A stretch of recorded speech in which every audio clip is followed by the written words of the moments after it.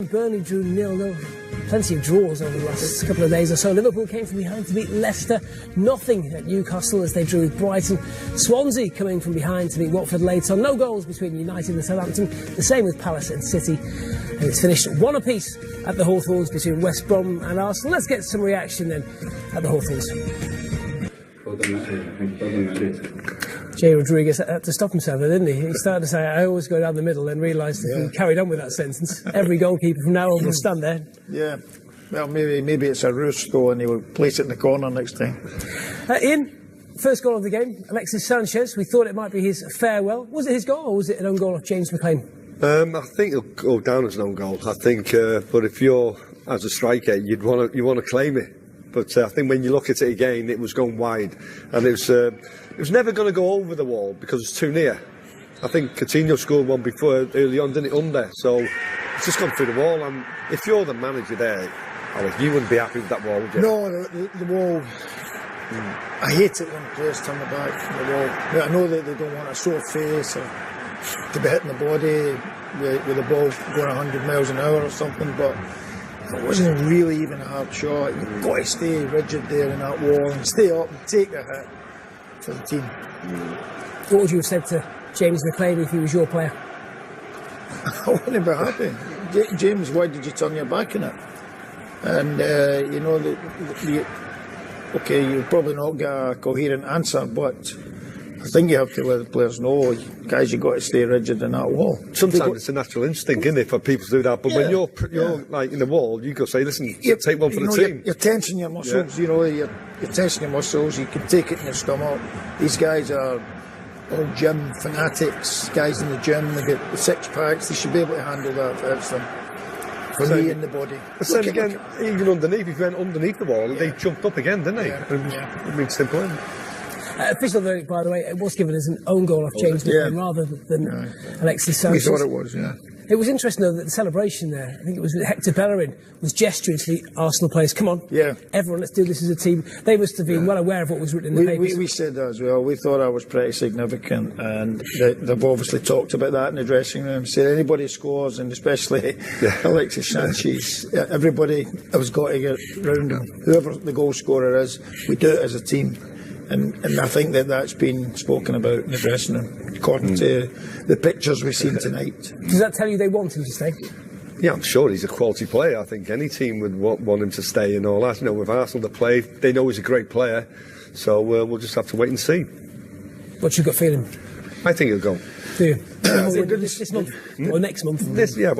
I think next month, because I think, as you say, if you can play in the Champions League, I think Manchester City's main target is the Champions League, and they've got a couple of injuries, so it'll just be the asking price. And does he wait to the end of the season, go on the free?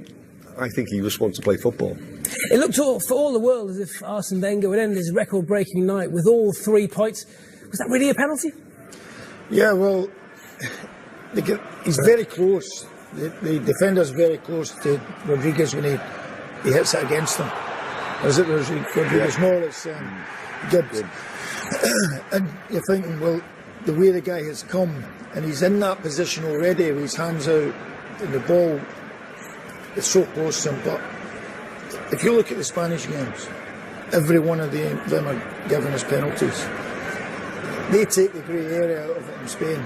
Any time it hits somebody's hand, they give penalties, regardless of unnatural positions or natural positions. And I think it was a bit close, and all. I think he's naturally. I think where the referee was, it looks like if he's moved his elbow there, doesn't he? Yeah, that's what there is a wee move here. There, see it there, Sarah. Yeah, and the referee gives it the thing to say. So we think it's a penalty. Yeah. Mark Halsey, who you spent time with here at beIN Sports, our resident refereeing expert, has been in touch. What do you think he said? Well, Mark gave a penalty against me at Aston Villa when Ashley Young dived in the box. So I'm not listening to I'm not listening to Mark Halsey. He said it wasn't. Oh, it mustn't be then. It was a penalty then. Sorry, Mark. You're wrong. I think his explanation being that there was no movement of the arm. If you move the arm, you seen him jerking his arm there. That for me is the giveaway. Well, he's there, and then he gives it there. So, even the referee said that. And that's an instinctive So if that was against one of your teams, you'd be okay with that? No. See, look at the little gestures towards the ball.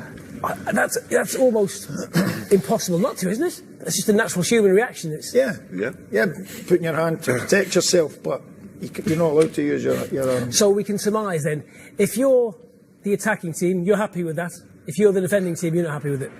Of course, half-time's going crazy. You know, the Arsenal players have surrounded the referee at full time, which we might hear more about that as well. But it's a penalty, and you've got to get on with it. And the last 5 minutes were the best 5 minutes of the game. Rather surprising stat that I was just heard that Petr Cech has faced 13 penalties as the Arsenal goalkeeper, hasn't saved any. And we can hear from the Arsenal goalkeeper now. Petr, it's not often we see you get out. Thanks so much for your time. Welcome. He said disappointed. He sounded angry. Ooh. Can you understand that? Yeah, of course. Because as we said as well, he was very close to the ball, but there was a little jerk of the arm. It wasn't as if he had his arms out and the ball just hit him. He actually moved his arm towards the ball, and you know, could he have got his arms out of the way in that split second? And see if you can. Could he have got his arms out? Yeah. It's just the reaction, isn't it? Yeah. His reaction is left elbow. What you also see in a lot of the continentals more than us, Russia, in England and Scotland, UK rather, is you see a lot of defenders going out to a ball like that and putting their hands behind their back. Yeah. I'd agree with you, but I don't think he even has time to get his hands behind his back. Yeah, well, he's stopped. He's kind of stopped. Listen, it's up for debate. That's what football's all about. And just on a slight side note, should he have been booked for this? He's just looking for an explanation from the referee. Mike Dean decides to give him the yellow. It was handball. The referee should say his penalty. He goes handball. I'd be surprised if Czech seen that really, because in the position he was there, he must have didn't see it. But at the end of the day, the referee said it was a penalty because he had. And Czech sees it in video. He may change his mind. Yeah. You know what it. But a man of Mike Dean's experience, he knows what that means to a player. He knows that emotions are running high. Should he not just take a minute to say, look, this is what I saw. Yeah. I can't change the decision. I'll look at it in the tunnel, but I'm not going to give you a yellow card. Yeah, I agree with you there. Yeah, I think he should manage that situation better. But it may have been making an example to all the players that surrounded him, and he has to maybe pick a victim. It's difficult for the referee when all the players are around you, aren't you? Yeah. So it's very difficult. So and obviously frustrated because they've dropped 2 points and all that. But at the end of the day, it's getting a way round it. How do you do it? As a Liverpool man, it's good 2 points for Arsenal to drop. It's a great 2 points, really. You know, at the end of the day, because you're still going for the top four, and you know, Tottenham and Arsenal are still there. But at the end of the day, all Liverpool can do is win games. But I think Arsene Wenger will be frustrated because he dropped 2 points. That said, did they do enough to win the game? No. I think the draw was a fair result. Yeah. You know, I think it was very disappointed in Arsenal. I thought they'd come and have a go and everything. West Brom, you knew what you were going to get. But I think at the end of the day, I think a draw was a fair result. It's pedestrian. It was really pedestrian from Arsenal. You know, you expect Arsenal to be nice and crisp with the passing. It was a wet pitch, and the ball would move faster on that.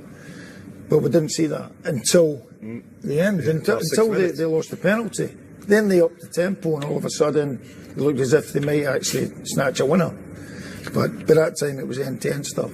Let's get some reaction from the Arsenal manager. Here's Arsene Wenger. Having had the penalty for a long time, it's not my job. No, I know that. Thank you very much, Arsene. Thank you. Let's have a look at the incident Arsene Wenger was talking about there, the Danny Welbeck claim.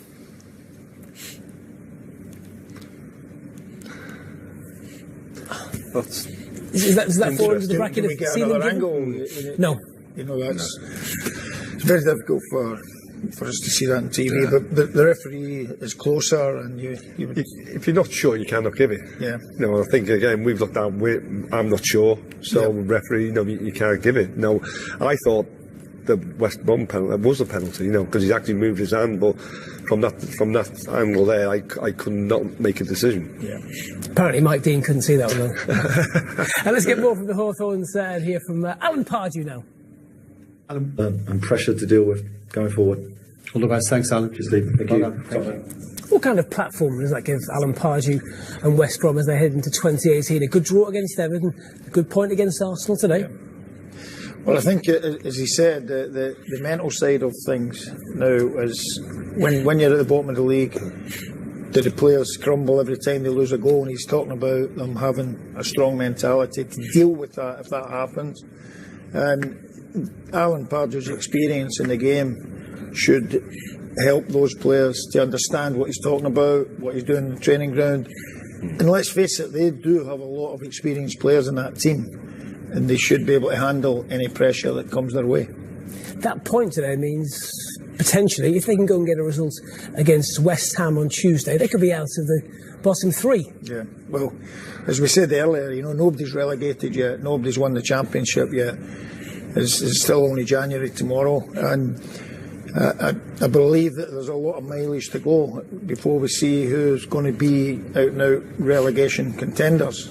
I don't think you can call it at this moment. Look at Swansea getting a victory out of nothing yesterday, and that is the way this league goes. It's just when you think, oh, they're going to get relegated, we say that too early always, and then you find that new manager comes in, change the Roy Hodgson scenario, for instance, and Palace are climbing, okay, slowly but surely.